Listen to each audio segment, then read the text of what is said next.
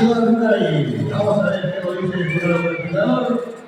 A la hora 3, 1, 2, 3, 17, 16, 16, 17. Puntaje general, 76 puntos. Buen puntaje, tuvo el jugador. Nada está dicho. Nada está dicho por el caso.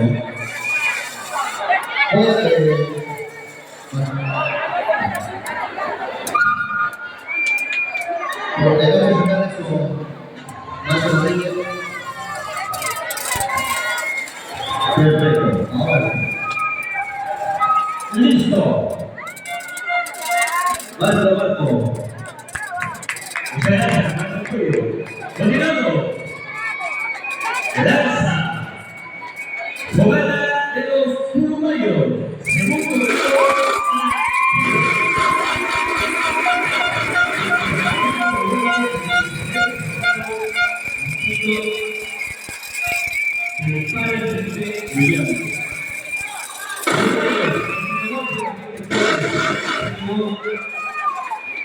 de hueso. Se representa en el mes de junio y víspera de la fiesta tradicional de San Juan. Es una danza mixta donde se expresa la belleza nativa y la fuerza y la alegría de todo el pueblo que respeta su identidad propia. ¡Venga la danza! ¡Jugada de los uruguayos!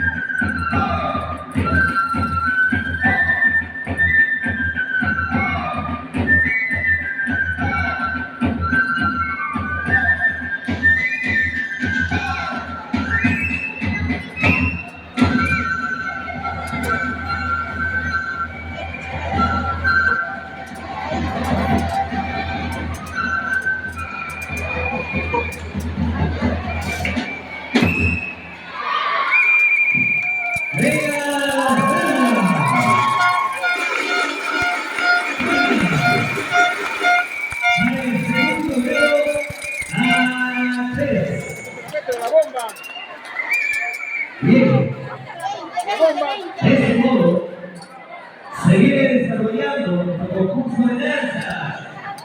A ver, quiero un minuto de silencio, por favor. Ha culminado el tercer ciclo. Si lo jurado la nada, en el croquis están los puntajes.